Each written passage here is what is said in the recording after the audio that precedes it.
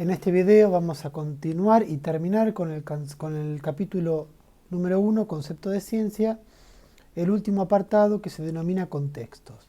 Si ustedes recuerdan, al finalizar el video anterior, sacamos la conclusión de que, al fin y al cabo, la epistemología, según Klimovsky, se ocupa de estudiar las condiciones de validación y producción del conocimiento. Entonces, para poder reflexionar en torno a las condiciones de producción y validación del conocimiento científico, Klimovsky va a retomar una vieja distinción que hacía un físico alemán que se llamaba Reichenbach. Reichenbach distinguía dos contextos, el contexto de descubrimiento y el contexto de justificación.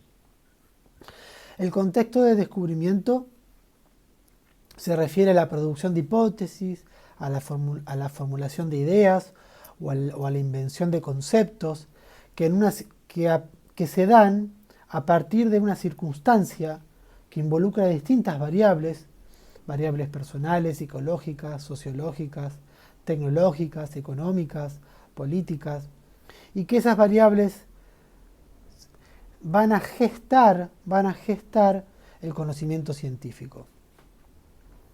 Reichenbach le opone al contexto de descubrimiento el contexto de justificación. ¿En qué consiste el contexto de justificación? El contexto de justificación se refiere a cuestiones de validación del conocimiento, como venimos analizando.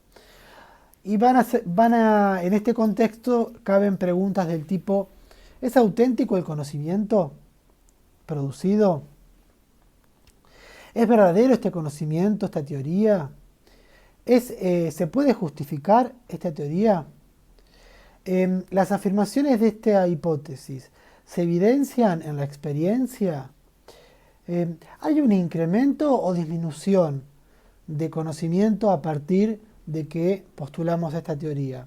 Bueno, son preguntas que hacen al contexto de justificación, que, según Reichenbach, se opone el contexto de justificación y el contexto de descubrimiento.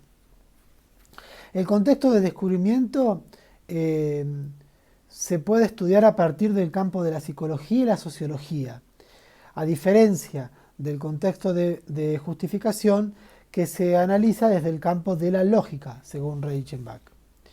Pero a esta postura se opone el filósofo e historiador Thomas Kuhn, posterior a Reichenbach.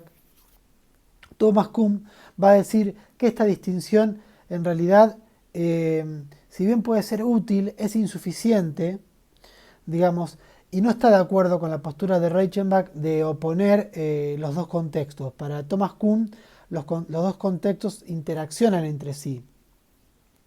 Pero en definitiva, para Thomas Kuhn, esta distinción no alcanza. Y aparte de que es artificial y distorsiona la producción del conocimiento. ¿Pero por qué es insuficiente esta distinción? Porque para Thomas Kuhn hay que incluir otro factor, que es el factor del consenso de la comunidad científica. Es decir, que no alcanza con un contexto de justificación ni un contexto de descubrimiento, sino que ese conocimiento científico debe ser reconocido por la comunidad científica. Por lo tanto, no alcanzan con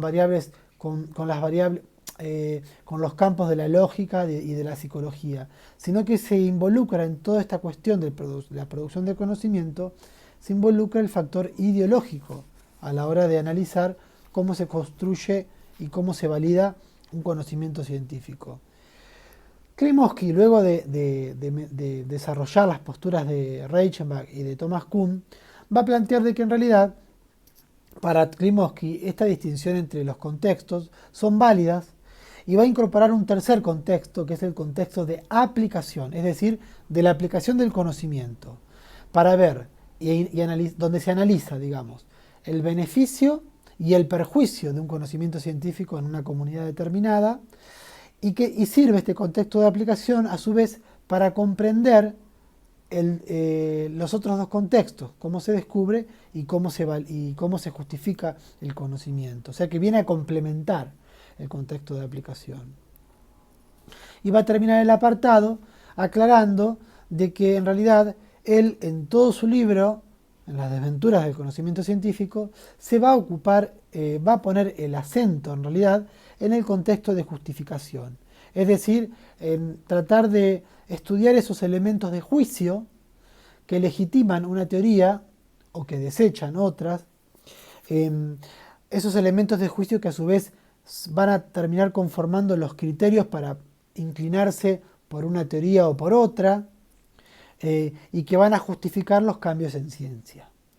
Bueno, terminamos el capítulo número 1. Los vemos en el próximo video.